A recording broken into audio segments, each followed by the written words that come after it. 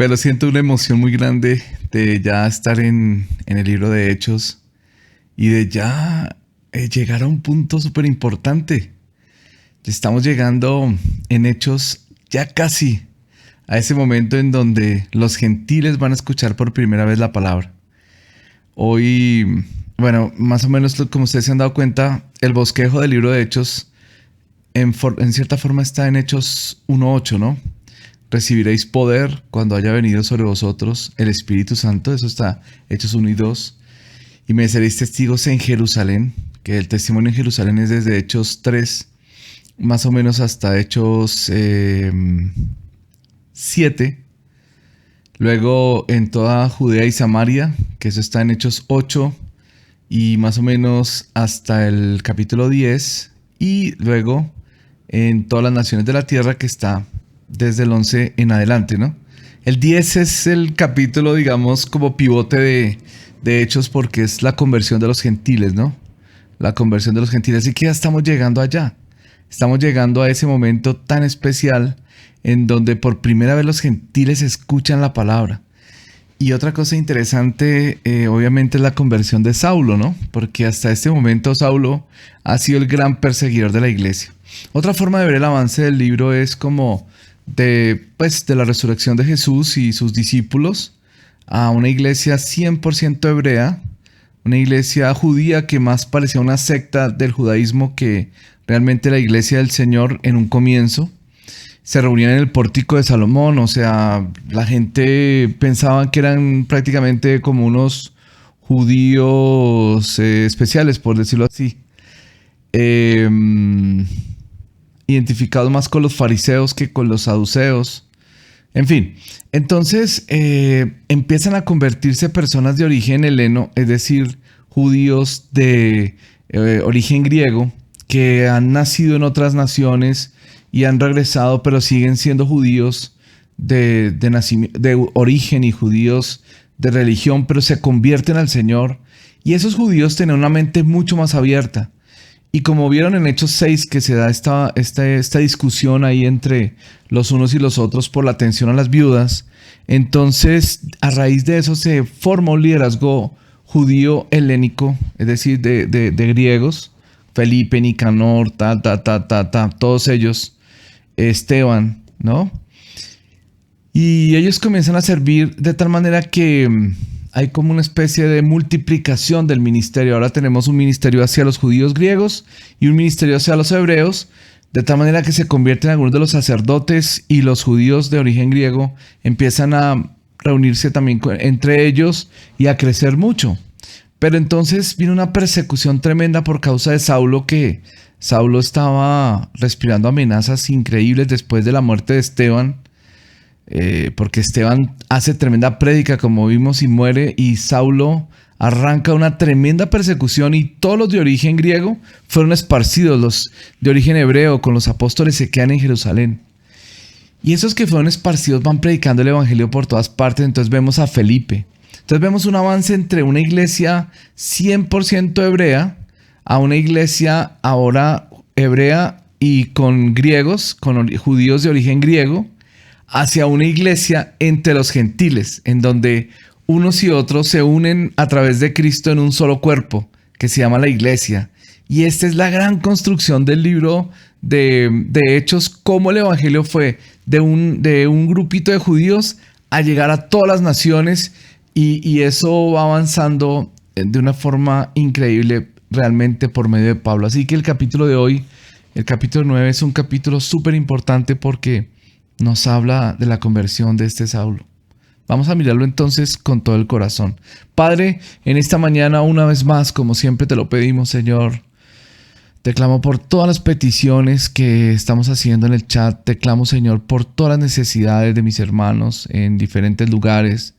Te clamo, Señor, por aquellos que están enfermos en clínicas, hospitales, los que están en cárceles, que tal vez están escuchando este reto, los que están de alguna forma privados de la libertad. Señor, los bendigo en esta mañana recordando las palabras del apóstol Pablo: la palabra de Dios no está presa. Señor, también recuerdo en esta mañana a todos mis hermanos que están pasando por enfermedad, por aflicción, por tristeza, por depresión, por ansiedad.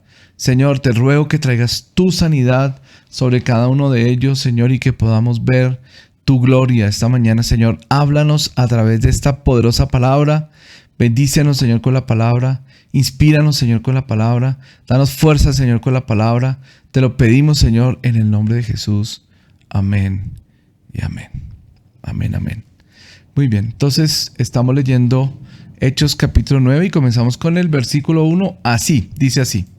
Saulo, respirando aún amenazas y muerte contra los discípulos del Señor, vino al sumo sacerdote y le pidió cartas para las sinagogas de Damasco, a fin de que si hallase algunos hombres o mujeres de este camino, los trajese presos a Jerusalén. O sea, Saulo era de armas tomar, ¿no? Era un hombre tremendo. Digamos que alguien lo decía de esta manera, decían que al mejor que podríamos reclutar para nuestra milicia sería Pablo, pero está jugando en el ejército contrario. Entonces alguien decía que en este capítulo estaba la forma como Dios lo reclutó, como Jesús lo reclutó. Vamos a ver, dice que estaba tremendo el hombre y él creía que servía a Dios con esto. Él creía que su forma de servir a Dios era perseguir a la iglesia. Mas yendo por el camino, aconteció que al llegar cerca de Damasco, repentinamente le rodeó un resplandor de luz del cielo. Y cayendo en tierra, oyó una voz que le decía: Saulo, Saulo, ¿por qué me persigues? Él le dijo: ¿Quién eres, Señor? Y él dijo: Yo soy Jesús, a quien tú persigues. Dura cosa te es dar coces contra el aguijón. El aguijón, ¿no? El aguijón. Y se dan cuenta, el aguijón tiene que ver con persecución, ¿no? El aguijón tiene que ver con persecución. Y después Pablo habla de un aguijón que tiene permanentemente en la carne. Y yo creo, viendo el contexto allá en 2 Corintios 10, que se trata más de la persecución. No creo que sea una enfermedad. No creo que sea una debilidad de pecado, como algunos lo han interpretado. Yo creo que tiene que ver con esto, con el aguijón del ser perseguidor, pero ahora ser perseguido. Y ya vamos a ver lo que le va a decir el Señor a Ananías sobre el llamado de Pablo, que va a ser siempre la persecución, siempre. Ok, dice: dura cosa te es dar coces contra el aguijón.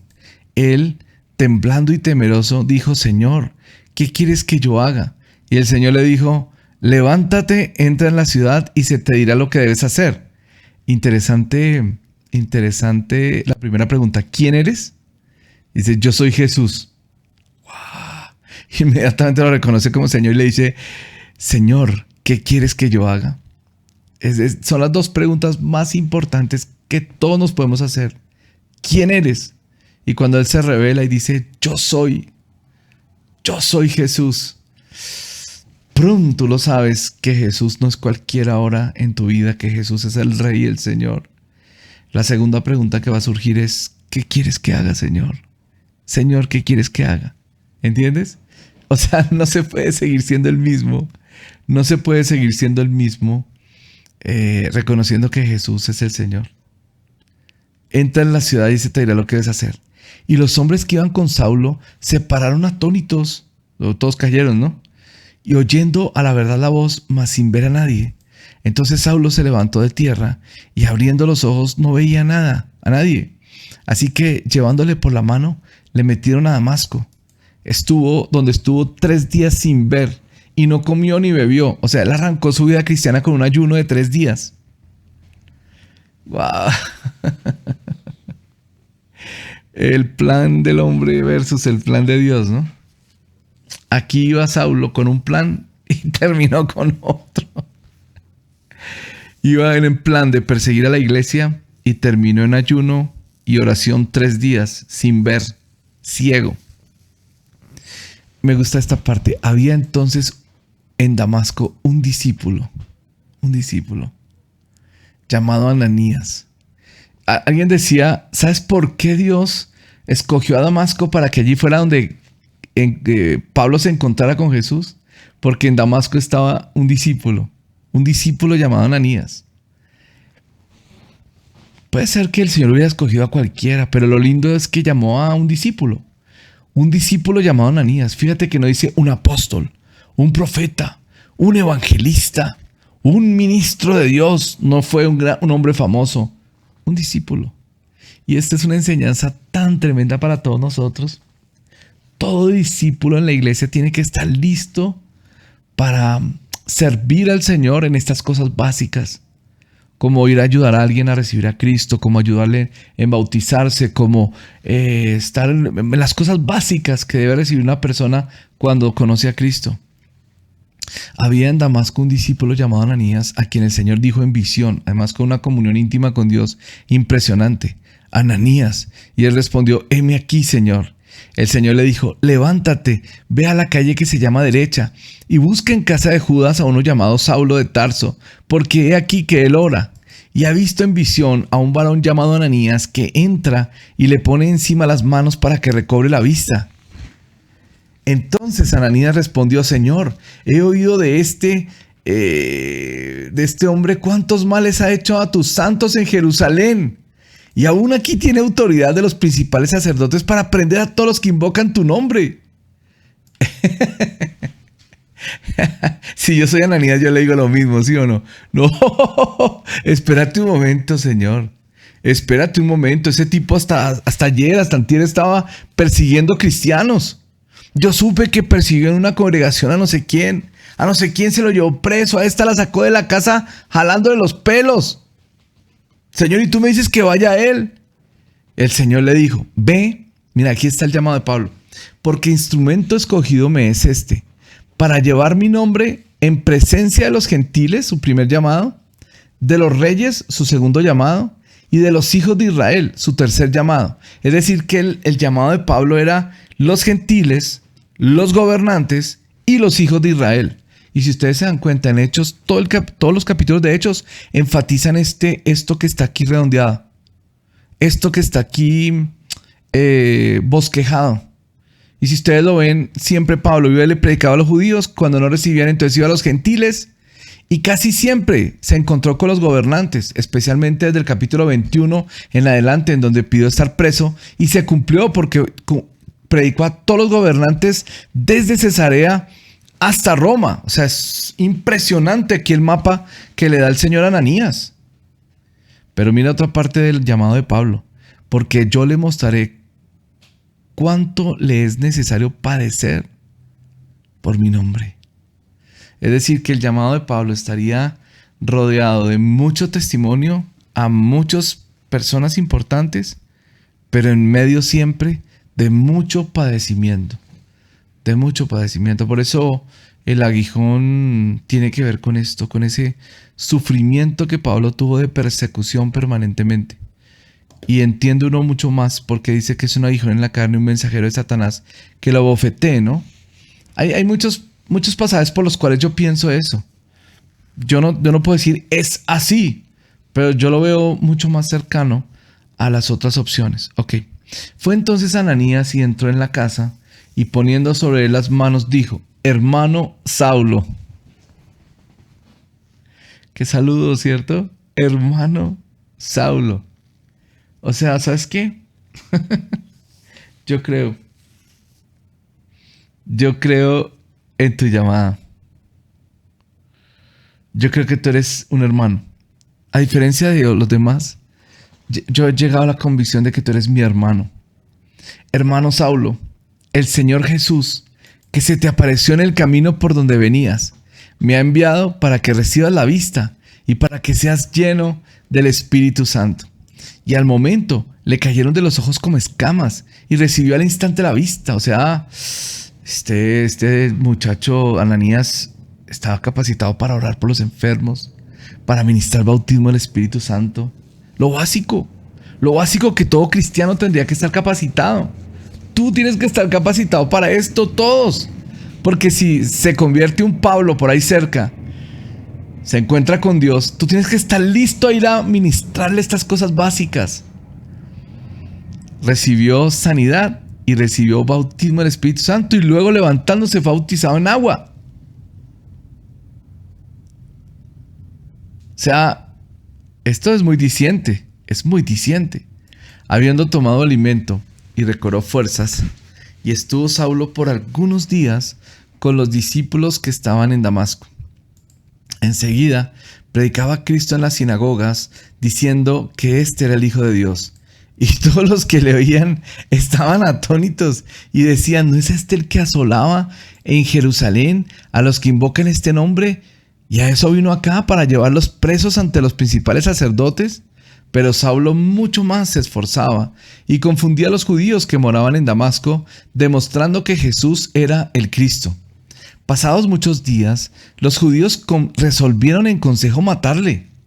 Claro. El mismo Saulo que los había convencido de perseguir a los cristianos y todo, ahora estaba cosechando de su propia medicina. Lo querían matar, pero sus acechanzas llegaron a conocimiento de Saulo y ellos guardaban las puertas de día y de noche para matarle. Es decir, se ubicaron en las puertas de la ciudad como si pusieran barricadas, algo así, pendientes de todos los que salían para no dejarlo escapar. Entonces los discípulos, tomándole de noche, le bajaron por el muro y descolgándole en una canasta, cuando llegó a Jerusalén, descolgándole en una canasta. Esto lo cuenta Pablo mismo allá en 2 de Corintios, en donde está hablando de ese aguijón en la carne, que él tuvo que huir descolgado por una canasta. Cuando llegó a Jerusalén, trataba de juntarse con los discípulos, pero todos le tenían miedo, no creyendo que fuese discípulo. O sea, Pablo sale de Damasco, se va para Jerusalén y dice, tengo que encontrarme con los cristianos, son los únicos que me pueden comprender. Pero trataba de hablar con uno con el otro y todos le hacían el feo porque decían, este tipo de pronto viene como encubierto haciéndose pasar por cristiano y nos va a matar, olvídate. Entonces ese Bernabé, tiene un corazón. Van a ver que Bernabé, durante toda la historia, tiene un gran corazón. Esa es la marca de Bernabé. Por eso le llamaban hijo de consolación. Entonces Bernabé, tomándole, lo trajo a los apóstoles y les contó cómo Saulo había visto en el camino al Señor, el cual le había hablado, y cómo en Damasco había hablado valerosamente en el nombre de Jesús. Y estaba con ellos en Jerusalén y entraba y salía, y hablaba denodadamente en el nombre del Señor, y disputaba con los griegos, pero estos procuraban matarle. Cuando supieron esto los hermanos, le llevaron hasta Cesarea y le enviaron a Tarso. Como quien dice, mira, Pablo, está muy bueno todo lo que tú has creído, te felicitamos en serio, te amamos de verdad, estamos felices de que te hayas convertido, pero ¿sabes qué? Vete para Tarso, allá el Señor te aclarará mucho más todo, por aquí las cosas están tranquilas, vete para Tarso.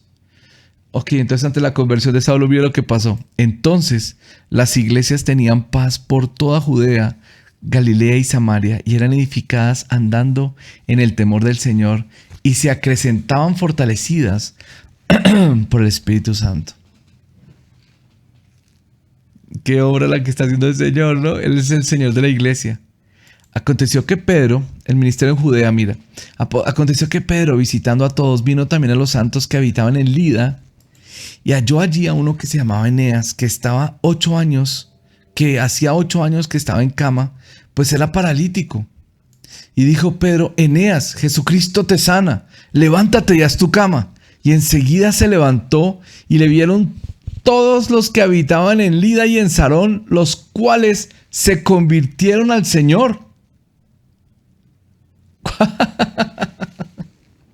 O sea, cuando el Señor le dijo a Pedro que le daría las llaves del reino de los cielos, era verdad. O sea, Pedro tenía una capacidad para predicar y que se convirtiera una ciudad entera. Una ciudad entera. Tal vez 2, ¿no? En Lida y en Sarón. Wow. Había entonces en Jope una discípula llamada Tabita, que traducido quiere decir Dorcas. Esta abundaba en buenas obras y en limonas que hacía. Y aconteció que en aquellos días se enfermó y murió. Después de lavada, la pusieron en una sala, y como Lida estaba cerca de Jope, los discípulos, oyendo que Pedro estaba allí, le enviaron 2 hombres a rogarle, no tardes en venir a nosotros. Levantándose entonces Pedro, fue con ellos, y cuando llegó, le llevaron a la sala. donde le rodearon todas las viudas llorando y mostrando las túnicas y los vestidos que Dorcas hacía cuando estaba con ellas. Entonces, sacando a todos, Pedro se puso de rodillas y oró, y volviéndose al cuerpo dijo: Tabita, levántate. Y ella abrió los ojos y al ver a Pedro se incorporó, y él dándole la mano la levantó. Entonces, llamando a los santos y a las viudas, la presentó viva. Y esto fue notorio en toda Jope, y muchos creyeron en el Señor. Y aconteció que se quedó muchos días en Jope, en casa de un cierto Simón curtidor. ¡Guau! Qué ministerio tan lindo, ¿cierto? O sea, miran, ya Jerusalén impactada por el Evangelio, Samaria impactada por el Evangelio, Judea impactada por el Evangelio. Se está cumpliendo. El Espíritu Santo está haciendo algo tremendo. Y aquí viene el capítulo 10, que es el capítulo central que divide el libro en dos. El capítulo 10 divide el libro en dos.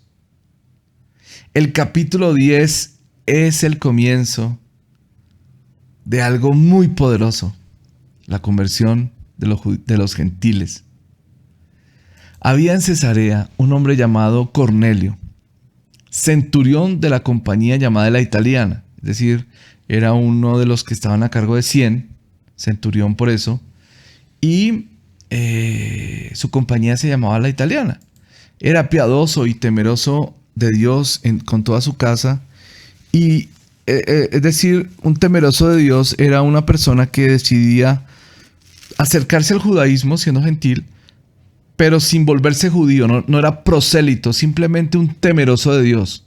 Yo quiero seguir siendo gentil, yo no me quiero circuncidar, no quiero guardar la ley, pero creo que Dios es Dios y creo que la ley es la palabra de Dios, así que lo acepto y me acerco. Eso se llama un temeroso de Dios. Él era piadoso y temeroso de Dios con toda su casa y hacía muchas limosnas al pueblo y oraba a Dios siempre. Este vio claramente en visión, como a la hora 9 del día, que un ángel de Dios entraba donde él estaba y le decía: Cornelio. Y él, mirándole fijamente y atemorizado, dijo: ¿Qué es, Señor? Y le dijo: tus oraciones y tus limosnas han subido para memoria delante de Dios. Envía pues ahora hombres a Jope y haz venir a Simón, el que tiene por sobrenombre Pedro. Este posa en casa de cierto Simón curtidor, que tiene su casa junto al mar. Él te dirá lo que es necesario que hagas. Ido el ángel que hablaba con Cornelio, este llamó a sus dos de sus criados y un devoto soldado que le asistían, a los cuales envió a Jope después de haberles contado todo. Al día siguiente, mientras ellos iban por el camino y se acercaban a la ciudad, Pedro subió a la azotea para orar, cerca de la hora sexta, o sea, a las 12 del día. Pedro tiene hambre a las 12 del día. O sea, es que es tan lindo esto porque es tan humano. O sea, no nos muestra a los apóstoles, a los discípulos, como si fueran seres extraterrestres, no sé, ovnis viviendo en la tierra. Lo muestra un ser humano. A las 12 del día subió bostezando seguramente a la azotea y tenía hambre, pero dijo: antes de comer voy a orar un rato. En la oración dice: tuvo una gran hambre y quiso comer, pero mientras le preparaban algo, le sobrevino un éxtasis. Cómo Dios junta la circunstancia natural de Pedro con lo espiritual, ¿cierto? Le sobrevino un éxtasis. A los que antes metían cosas, yo les digo que con el Espíritu Santo puedes tener más experiencias. Tuvo gran hambre y quiso comer, pero mientras le preparaban algo, le sobrevino un éxtasis y vio el cielo abierto y que descendía algo semejante a un gran lienzo que, atado de las 4 puntas, era bajado a la tierra, y en el cual había de todos los cuadrúpedos, terrestres, reptiles, aves del cielo. O sea, en esa cosa bajaban cerdos, bajaban, no sé, conejos, bajaban serpientes, ¿ah? O que dice que bajaban cuadrúpedos terrestres y reptiles y aves del cielo. Y le vino una voz: levántate, Pedro, mata y come. Entonces Pedro dijo: no, no, no, Señor, no, porque ninguna cosa común o inmunda he comido jamás. Volvió otra vez la voz por segunda vez y le dijo Dios: lo que Dios limpió, no lo llames tú común. Y esto se hizo 3 veces, y aquel lienzo volvió a ser recogido en el cielo. O sea, 3 veces volvió Pedro a orar: Señor, te vengo a clamar, y de pronto ¡pra! El lienzo, y bajaban los animales y decía: vamos, Pedro, mata y come. Señor, pero es que yo nunca he... O sea, no entiendo qué fue lo que me quiso decir el Señor. ¿Qué significará esa visión? ¿Qué será esto que me está diciendo el Señor? ¿Será por el hambre que tengo? ¿Qué es esto? Mientras Pedro estaba perplejo dentro de sí sobre lo que significaría la visión que había visto, he aquí los hombres que habían sido enviados por Cornelio, los cuales, preguntando por la casa de Simón, llegaron a la puerta, ¿no? Y llamando, preguntaron si moraba allí un Simón, que tenía por sobrenombre Pedro. ¡Qué susto! Llegaron unos soldados, una gente ahí enviada por un centurión. ¿Me escondo? ¿Qué hago?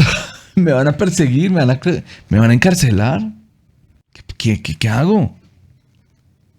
Mientras Pedro pensaba en la visión, le dijo el Espíritu: he aquí, 3 hombres te buscan. Levántate pues y desciende, y no dudes de ir con ellos, porque yo los he enviado.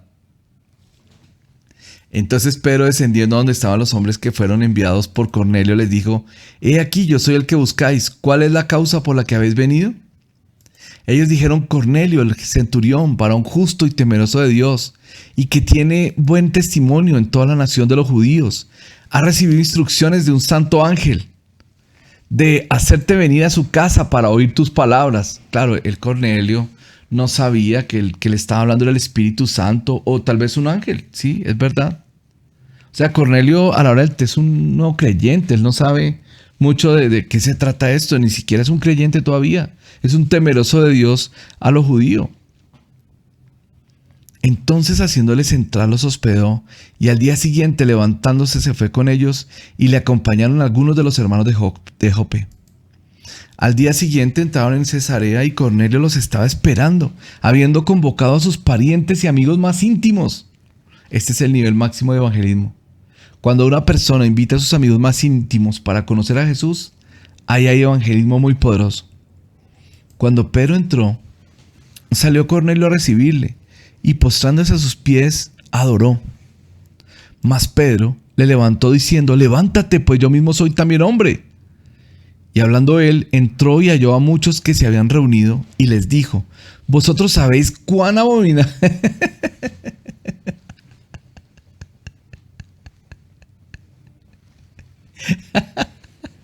Mira cómo comienza Pedro el mensaje. Ese Pedro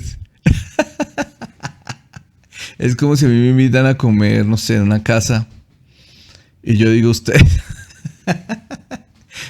saben que para mí es una porquería venir a su casa. O sea, el saludo de Pedro fue monumental, ¿no? Y es verdad, es que los judíos trataban así a la demás gente. O sea, como que los veían como: estos son una porquería, cuidado. Que eso nos hablan, como vemos nosotros a los que no son cristianos. Los vemos como, wow, ellos son nuestro objetivo de predicación. Entonces le dijo: ustedes saben cuán abominable es para un varón judío juntarse o acercarse a un extranjero, pero a mí me ha mostrado Dios que a ningún hombre llame común o inmundo. Entendió la visión Pedro. Entendió la visión, por lo cual al ser llamado vine sin replicar. Así que pregunto: ¿por qué causa me habéis hecho venir? Era el código normal de comunicación de aquel tiempo, ¿no? Aunque Pedro sabía a qué le habían hecho venir, y él hubiera podido comenzar a predicar de una vez, él tenía que dejar que Cornelio contara, porque era la forma, digamos, también de construir y edificar una autoridad, ¿no? Con los que estaban ahí presentes. Entonces Cornelio dijo: hace 4 días que a esta hora yo estaba en ayunas, y a la hora 9, mientras oraba en mi casa, vi que se puso delante de mí un varón con vestido resplandeciente. O sea, fíjate, Pedro estaba en ayunas orando en la azotea, ¡Pum! Vino la visión de los lienzos y la voz del Espíritu diciéndole, ve con ellos. Y Cornelio también estaba en ayuno y el Señor le habló, ¿no? Al enviarle un varón con vestido resplandeciente que dijo, Cornelio, tu oración ha sido oída y tus limosnas han sido recordadas delante de Dios. Envía pues a Jope y haz venir a Simón, el que tiene por sobrenombre Pedro, el cual mora en casa de Simón un curtidor. O sea, el ángel le dio la dirección, le dio el nombre, le dio todo para ir a buscarlo junto al mar. Cuando él llegue, él te hablará. Así que luego envié por ti y tú has hecho bien en venir. Ahora pues todos nosotros estamos aquí en la presencia de Dios para oír todo lo que Dios te ha mandado. Entonces Pedro, abriendo la boca, dijo, en verdad comprendo que Dios no hace acepción de personas. O sea, Pedro sigue preocupado. Preocupado por estar con ellos. O sea, Pedro no está tranquilo. Pedro está preocupado, está pensativo. Está diciendo, pero ¿cómo les voy a hablar a estos? Después, ¿cómo les voy a decir a los judíos? No, pero aquí llega una conclusión. Dios no hace acepción de personas, sino que en toda nación se agrada el que le teme y hace justicia. Dios envió mensajeros a los hijos de Israel anunciando el evangelio de la paz por medio de Jesucristo, y este es Señor de todos. Vosotros sabéis lo que se divulgó por toda Judea, comenzando desde Galilea, después del bautismo que predicó Juan, cómo Dios ungió con el Espíritu Santo y con poder a Jesús de Nazaret, y cómo éste anduvo haciendo bienes y sanando a todos los oprimidos por el diablo, porque Dios estaba con él. Y nosotros somos testigos de estas cosas que Jesús hizo en la tierra de Judea y en Jerusalén, a quien mataron colgándole en un madero. A este le levantó Dios al tercer día e hizo que se manifestase, no a todo el pueblo, sino a los testigos que había ordenado de antemano, a nosotros que comimos y bebimos con él, y después de que resucitó a los muertos. Y nos mandó que predicásemos al pueblo y testificásemos que él es el que Dios ha puesto por juez de vivos y muertos. De este dan testimonio todos los profetas, que todos los que en él creyeren recibirán perdón de pecados por su nombre. Y mientras aún hablaba Pedro estas palabras, déjeme imaginarme algo. Si Pedro sigue hablando, ya predicó a Jesús, que es lo importante, ¿no? Pero tal vez si Pedro sigue hablando les va a decir, ahora ustedes tienen que circuncidarse y no sé qué y por acá y empezar a guardar la ley. ¿Será? No sé, porque hasta ese momento nunca se va a convertir un gentil. Así que Pedro no sabe qué más hacer. Pedro no sabe qué más hacer. Pero Dios que está ahí presente y el Espíritu Santo que está ahí presente sí saben qué hacer. Y mire lo que pasó. Mientras aún hablaba Pedro estas palabras, el Espíritu Santo cayó sobre los que oían el discurso. Y los fieles de la circuncisión que habían venido con Pedro se quedaron atónitos de que también sobre los gentiles se derramase el don del Espíritu Santo. Perdón, judíos que iban con Pedro. ¿Y entonces ustedes qué pensaban? ¿Que el Espíritu Santo era solo para ustedes? ¿Para los judíos? Son muy atónitos, muy sorprendidos, porque también los gentiles fueron bautizados por el Espíritu Santo inmediatamente, en la mitad del mensaje. ¿Por qué sabían que fueron bautizados por el Espíritu Santo? Porque los oían que hablaban en lenguas y que magnificaban a Dios. Entonces respondió Pedro, ¿puede acaso alguno impedir el agua para que no sean bautizados estos que han recibido el Espíritu Santo también como nosotros? O sea, el Señor le rompió todos los paradigmas a Pedro y a los que venían con él. Y les tocó empezar a enfrentar algo que nunca habían hecho. Nunca habían hecho. Así que bautizarlos en agua. Mandó bautizarles en el nombre del Señor Jesús. Entonces le rogaron que se quedase por algunos días. Como ustedes pueden ver, estos dos capítulos nos muestran algunos recuentos del ministerio de Pedro como evangelista, también de Pedro como apóstol, allá en Hechos 8, ahora en el 9 y en el 10, Pedro como evangelista. Y definitivamente el Señor lo usaba mucho, ¿no? A Pedro. Pero aquí él no sabe qué hacer. Y el Espíritu Santo vino para romper el molde, para romper la atadura, para romper la maldición, para romper la diferencia y para mostrarles que Dios estaba uniendo un nuevo pueblo que está compuesto por gente que proviene de los judíos y por gente que viene de los gentiles y que se forma un nuevo pueblo llamado iglesia, en el cual no hay diferencia. Así que mandó bautizarles en el nombre del Señor Jesús y le dijeron, quédate unos días aquí con nosotros. Y él decidió, bueno, me quedo. ¡Wow! ¡Qué belleza!, ¿no? ¡Qué belleza! ¿Será que si estamos nosotros,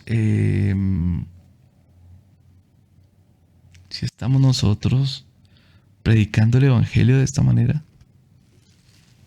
¿Será que en nuestro tiempo estamos tan pendientes, oyendo al Espíritu Santo cuando nos habla y nos dice, ve y predica en tal parte? Entre los misioneros es así. Entre los misioneros es como con Pablo. Gente que dice, hey, misionero, ven, se me apareció Jesús en un sueño y me habló tal cosa, necesito hablar contigo. Y se convierten así. Es la única forma en que se pueden convertir. Qué belleza, ¿no? Qué belleza. ¿Cómo reaccionará la iglesia de Jerusalén ante el testimonio de Pedro? ¿Cómo comenzarán las primeras iglesias constituidas por gentiles? Todo eso lo vamos a ver en el capítulo 11 y 12. Y ya casi llegamos al primer viaje misionero de Pablo. En el capítulo 11 y 12, transición del desarrollo de la iglesia de Antioquía, la libertad de Pedro en Jerusalén. Transiciones súper claves para comprender el avance del evangelio. Cómo va avanzando sobrenatural y soberanamente el evangelio de Cristo, guiado por el Espíritu Santo. Esto es impresionante. La iglesia tiene que volver a esta dimensión de ser guiados por el Espíritu, de ir avanzando con el Espíritu a lo que Él quiera que hagamos. Terminamos nuestro reto Biblia en 365 del día de hoy. Los espero mañana a las 5 en punto de la mañana y espero que todo esto sea una bendición para todos ustedes. Los quiero mucho. Los amo con todo el corazón, bueno, con gran parte de mi corazón. Los amo y los bendigo en el nombre de Jesús. Recuerden, Maranata, Jesús viene pronto. Chao, chao, juicio. Hablamos, chao.